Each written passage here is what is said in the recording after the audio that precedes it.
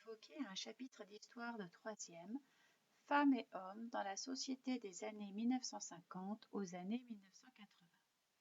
La question que nous pouvons nous poser est la suivante: quelles sont les transformations de la société française dans la seconde moitié du XXe siècle?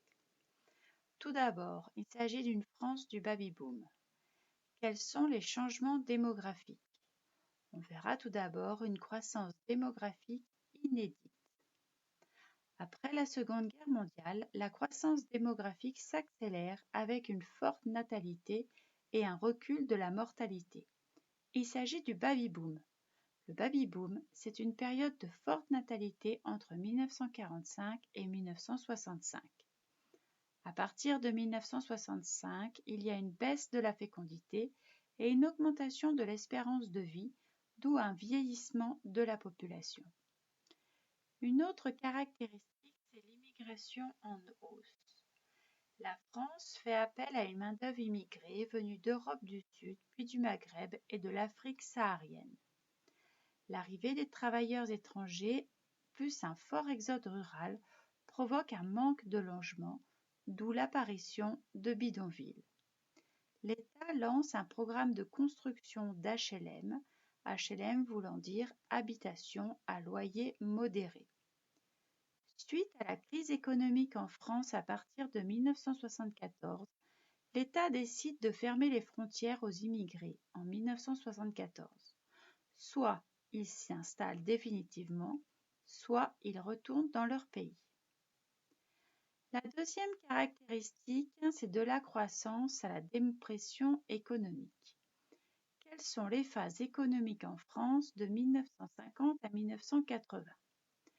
Tout d'abord, la première phase, il s'agit des 30 glorieuses. Pendant les 30 glorieuses, la population active, qui est l'ensemble des personnes qui exercent ou recherchent un emploi, augmente et se transforme. On constate une baisse du nombre de paysans, une augmentation du nombre d'ouvriers et une augmentation du nombre de femmes qui travaillent. La deuxième phase est la dépression économique. La crise économique des années 1970 a de fortes répercussions. Le nombre d'ouvriers baisse, les industries ferment, le nombre de chômeurs augmente, les conflits sociaux dans les entreprises deviennent de plus en plus importants et on constate une montée de la pauvreté. Le gouvernement, pour faire face à la montée de la pauvreté, crée le RMI. Le RMI étant le revenu minimum d'insertion qui garantit des ressources minimales aux personnes à faible revenu. La troisième partie, on va constater une société en mouvement. Quelles sont les contestations, les combats de la société française? Tout d'abord, les contestations de la jeunesse. La jeunesse se révolte. Elle est hostile au pouvoir gaulliste. La jeunesse réclame plus de liberté et descend dans la rue en mai et juin 1968. La réponse politique est l'abaissement de la majorité électorale à 18 ans. On verra ensuite les combats pour les droits des femmes. Les femmes se mobilisent pour obtenir plus d'autonomie et de droits. En 1975, la loi Veil légalise l'avortement.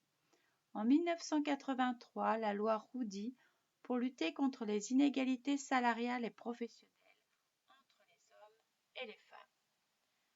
Voici ce chapitre pour les troisièmes. À très bientôt pour une nouvelle vidéo.